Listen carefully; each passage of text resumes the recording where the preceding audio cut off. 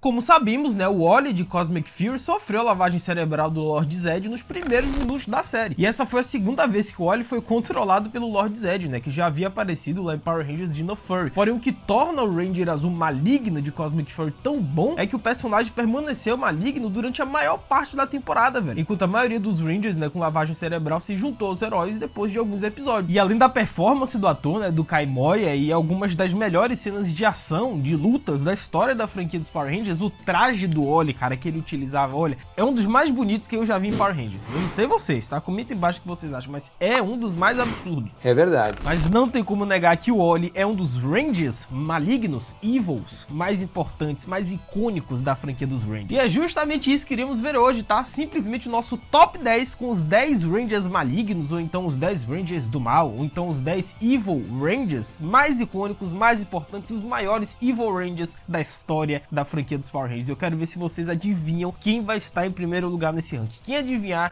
eu não vou dar nada porque não tem como, né?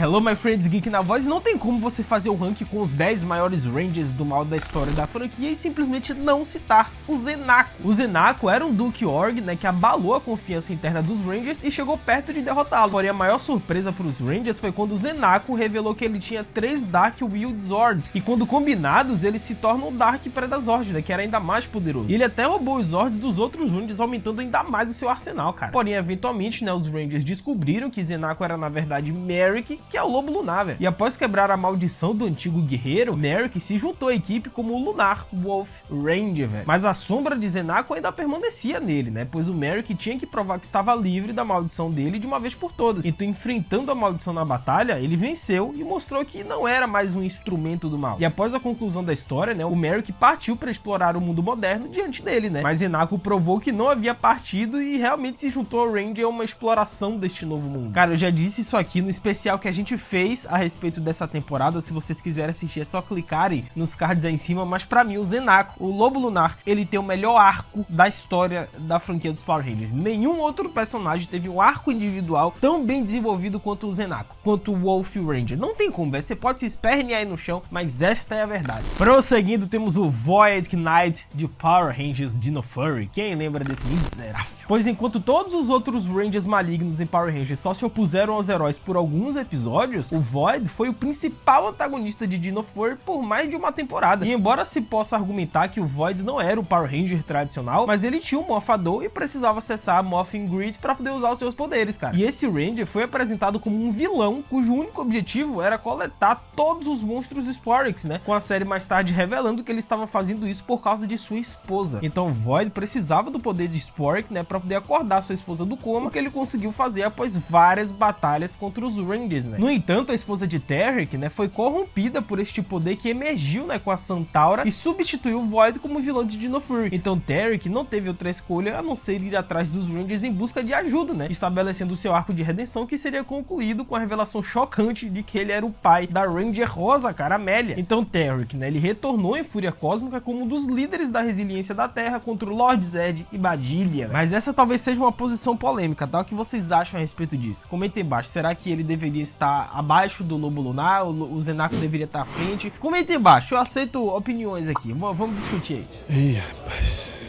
Como sabemos, né, Tempestade Ninja, que é uma das minhas temporadas favoritas dos Rangers, começa com 3 Rangers principais, né? Só que aí no decorrer do tempo aparecem 2 indivíduos, um com, né, um colã meio roxo, o outro com azul marinho, que são simplesmente os Thunder Rangers de Ninja Storm. Mano, esses dois são absurdos, velho. Ele tem toda a razão. Afinal, Hunter e Blake Bradley foram originalmente enquadrados como vilões em busca de vingança e dispostos a destruir os Power Rangers. Afinal, eles foram levados a acreditar que a academia era responsável pela destruição de sua própria academia, o que aparentemente resultou na morte de seus pais. Então, agora mais fortes e experientes do que Shane, Tori e Justin, os Thunder Rangers deram aos Ninja Storms algumas batalhas muito difíceis, cara. Só que, velho, os Thunder Rangers tinham um dos designs de personagens mais legais da franquia, principalmente em relação aos escudos, né? Afinal, esse vermelho meio roxo e azul marinho são cores não muito comuns dos Power Rangers, né? O que tornou as formas do Hunter e o Blake ainda mais impactantes. E ao contrário de muitos Rangers malignos, os Thunder Rangers não sofreram lavagem cerebral cerebral por magia ou dispositivos. Ao invés disso, eles realmente acreditavam que os Rangers eram seus inimigos, o que tornou sua rivalidade pessoal e aumentou as apostas para a temporada, né, cara? Só que aí entra todo aquele arco que praticamente todos os Evil Rangers, eles passam no decorrer da temporada, né? Eles perceberam que foram enganados, que eles estavam errados esse tempo todo, e aí Hunter e Blake eventualmente se juntam à galera do Ninja Storm e Tempestade Ninja. Não tem como, essa equipe é muito forte, tá, da franquia. É mesmo, é?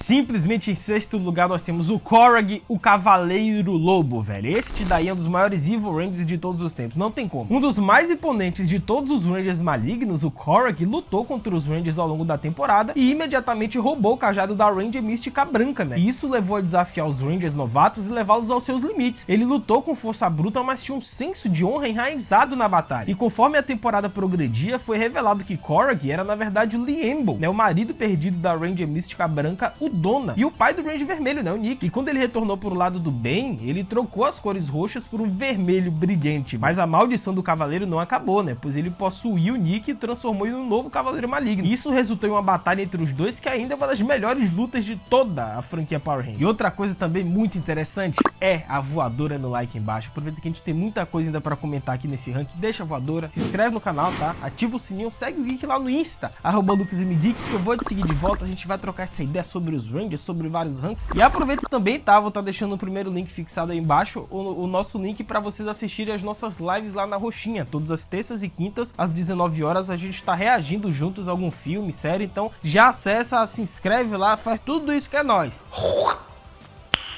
Nice. Ryan Mitchell foi um sexto Ranger incrível, né? Talvez o melhor da franquia, mas ele também foi um ótimo Ranger maligno, pois antes de se juntar à equipe O Resgate, o Ranger Titânio estava em busca de vingança, né? Principalmente contra seu pai. Só que, cara, o Ryan, sem dúvida, teve a história de origem mais sombria dos Power Rangers de todos os tempos, né? Tendo sido sequestrado por Diabolical depois de um acidente de carro que quase matou sua família inteira. Então, o filho do Capitão Mitchell foi criado pelos vilões e levado a acreditar que seu pai escolheu salvar sua irmã Dana em vez dele. Porém, quando adulto, Ryan foi enviado para roubar o morfador de titânio e se tornar um Power Ranger. E embora a carreira do Ryan como vilão não tenha durado muito, mas com certeza tivemos alguns momentos absurdos, cara. E isso inclui a cena em que o Capitão Mitchell reconhece seu filho depois de ter um vislumbre dos olhos do Ranger de titânio, né? Seguido por uma discussão acalorada em que o Ranger Vermelho Carter quer entender por que o Capitão ordenou que não destruísse esse novo Ranger maligno. E a reconciliação de Ryan e Capitão Mitchell foi muito emocionante e trouxe o Ranger de titânio para a equipe dos nossos Rangers, cara. Essa é outra temporada que eu tô devendo pra vocês também, tá? Eu sei que vocês comentam bastante embaixo, né? Geek, traz Galáxia Perdida, traz o Resgate, traz essas primeiras temporadas dos Rangers, né? Principalmente Mighty Morphin, que foi a primeira. Calma, vai acontecer, o Geek vai trazer pra vocês e em breve eu vou trazer uma notícia em relação a esses especiais, tá? Que eu faço aqui no canal dos Power Rangers, de todos os outros assuntos. Eu vou trazer uma grande notícia envolvendo os especiais. Vão por mim, é coisa boa pelo menos. Prosseguindo, em quarto lugar, nós temos os malignos miseráveis do Esquadrão A de Power Rangers SPD. Que miserável, né? Esse plot daí foi absurdo, cara, mas miseráveis. É verdade. Como sabemos, né, o Esquadrão A foi enviado em uma missão da qual ninguém retornou. E embora parecesse que os Rangers SPD originais tinham sido mortos em combate, porém descobrimos mais tarde que a equipe traiu a organização SPD e se alinhou com o vilão. Acontece que o Esquadrão A foi derrotado, né, pelos monstros do Imperador Groom e decidiu mudar de lado, é claro, né? Um enredo ousado que os Rangers nunca tinham usado antes. Mas não tem como negar que o arco deles é muito interessante, cara, porque os Rangers malignos se tornando bons é muito comum em Power Rangers, mas o contrário raramente acontece. É por isso que o Esquadrão A do Power Rangers SPD eram personagens tão interessantes. E tem também o elemento azarão, né, que vem com o Esquadrão B, já que eles não eram os melhores cadetes que o SPD tinha a oferecer, mas eram muito mais leais aos Power Rangers do que o Esquadrão A. Obviamente, como a gente viu ao longo da temporada, né, o Esquadrão A e o Esquadrão B acabaram se encontrando, rolou aquele fight, aquele dedo no rabo e gritaria, e simplesmente o Esquadrão A se lascou, foi pro Beleléu, ficaram presos, e quem triunfa, é claro, é os nossos mocinhos. E só lembrando pra vocês que o Tio Geek já fez também um especial contando a história completa do primeiro ao último episódio de Power Rangers SPD, que pra muitos é a melhor temporada da história dos Rangers. Então se vocês quiserem ver a história completa, né, relembrar os momentos, é só clicar, tá, nesse card que vai estar aparecendo aqui e assistir este especial, que é um dos melhores que eu já fiz. Me vejo obrigado a concordar com palestrinha. Entrando no nosso pódio, aqui agora talvez seja um pouco polêmico, né, porque é uma equipe que talvez não seja tão bem desenvolvida assim, é uma galera que tem um hate em cima dela muito grande, mas enquanto Rangers malignos, que é o que a gente tá analisando aqui nesse ranking, Evil Rangers, cara, os Psycho Rangers, eles foram absurdos. Não tem como, velho. Os Psycho Rangers não tinham uma história de fundo complexa ou uma razão conveniente pra ir atrás dos Rangers, né? Em vez disso, eles eram monstros cujo único propósito era causar destruição e obter mais poder, padrão. E com um design incrível em que as armaduras pareciam fazer parte dos corpos dos personagens, os Psycho Rangers levaram essa ideia do Ranger maligno pro próximo nível, né? Porque eles simplesmente removeram o elemento humano da equação. Ou seja, não havia necessidade de truques de lavagem cerebral ou manipulações. Esses 5 Rangers estavam prontos para atacar os heróis a qualquer momento e nunca fugiram de uma luta, né? Sendo que a primeira batalha entre os Rangers no espaço e os Psycho Rangers é a coisa mais próxima que os Power Rangers já chegaram de ter um episódio sombrio, né? Sombrio e corajoso, né? No estilo que os espectadores esperariam de um reboot mais maduro, por exemplo. Cara, os nossos Rangers não tiveram a menor chance contra os Psycho, o que aumentou as apostas pro resto da temporada, né? Estabeleceu os Psycho Rangers como uma força a ser reconhecida. Então, cada aparição dos Psycho Rangers desde então tem sido um destaque dos Power Rangers, né? Não apenas no programa de TV, mas também nos quadrinhos. É aquela coisa, né? Talvez no quesito desenvolvimento, né? Motivação, aquela parte ali do roteirozinho, eles não sejam os melhores, não sejam os mais bem desenvolvidos em relação a vários outros, tipo o Lobo Lunar, por exemplo. Ou então Korag, eles foram 1000 vezes melhor desenvolvidos do que os Psycho. Mas enquanto maligno, aquela coisa ruim, sabe? Que a gente tá analisando aqui, o Ranger do mal, cara, eles foram no mínimo top 3 maiores Rangers malignos da história da franquia. Isso daí eu não estou aberto a discutir com ninguém. Os Psycho Rangers aqui eu não discuto.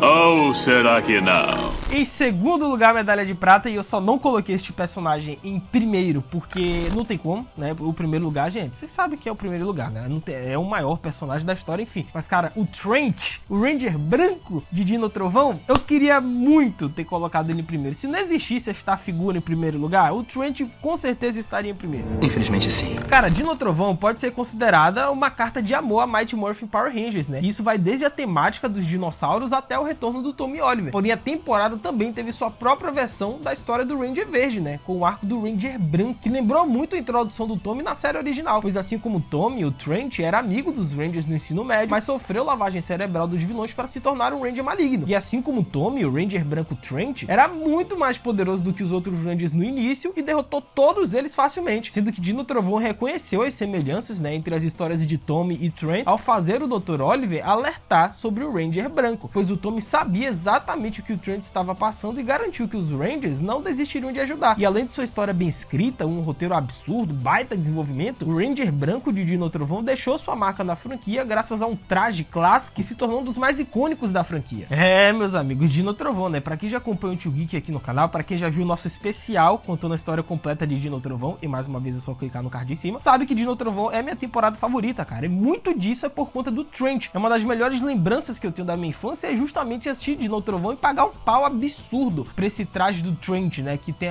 meio que aquela boca de dinossauro, aquele branco. Um negócio absurdo, personagem também muito marcante, bem desenvolvido, maligno, né? Enquanto maligno, porque depois, obviamente, ele foi pro lado dos bolsinhos, normal. Mas, cara, que baita arco de desenvolvimento o Trent teve em Dino Trovão. Não tem como, cara. Ele também é top 3 Rangers malignos da história. Não tem como. Que satisfação, aspira. E já que citamos o nosso queridíssimo Tommy Oliver, pra surpresa de 0 pessoas que acompanham o Geek, porque o Tommy tem que estar em primeiro lugar em todos os meus ranks, mas, cara, dessa vez é justificável, né, gente? O Ranger Verde de Mighty Morphin, além de ter sido o primeiro Ranger maligno da história e o cara que criou toda essa leva, mas não tem como. Ele é o mais icônico, velho. É o Tommy, modo verde. Não tem como argumentar contra isso. Que lindo, cara! Pois embora a ideia do Ranger maligno venha do Super Sentai, porém parte da razão pelo qual Power Rangers continuou a usá-lo foi o sucesso do arco do Ranger Verde de Mighty Morphin, né? Cara, até hoje, os 5 primeiros episódios de Tommy em Power Rangers estão entre os mais reconhecíveis da franquia. Desde a primeira batalha com o Ranger Verde e os heróis, até a primeira metamorfose de Ranger como mocinho, né? E foi graças ao Tommy que em diversas outras temporadas dos Rangers, os roteiristas usaram a mesma fórmula do Ranger maligno que depois se tornou do bem. Então, Power Ranger maligno com lavagem cerebral, com uma fantasia mais legal, gadgets exclusivos e um Megazord pessoal, fez do Ranger Verde um ícone da cultura pop. E dito isso, mesmo sem considerar o impacto do Tommy na série, o Ranger Verde foi um vilão assustador que era diferente de tudo que a série já tinha feito até aquele ponto, pois em vez de outro monstro aleatório de Rita Repulsa, os Rangers tiveram que lutar contra alguém com um conjunto semelhante de habilidades que quase os derrotou de uma vez por todas, né? E eu sempre brinco, né? Porque nos meus rankings aqui, sempre que eu tenho a oportunidade de colocar o Tommy Oliver em primeiro lugar, eu coloco, porque ele de fato é a figura mais icônica da história da franquia dos Power Rangers. Mas enquanto o Ranger Verde, já que o tema é Ranger maligno, Evil Ranger, cara, Não tem como você não colocar o Tommy modo verde em primeiro lugar. Isso daí é inegociável pra mim. Infelizmente sim. Mas e aí, em relação às outras posições nesse ranking, vocês concordam ou discordam? Comenta aí embaixo que eu vou estar lendo e respondendo todo mundo. É isso, até a próxima. Valeu, falou. Fui!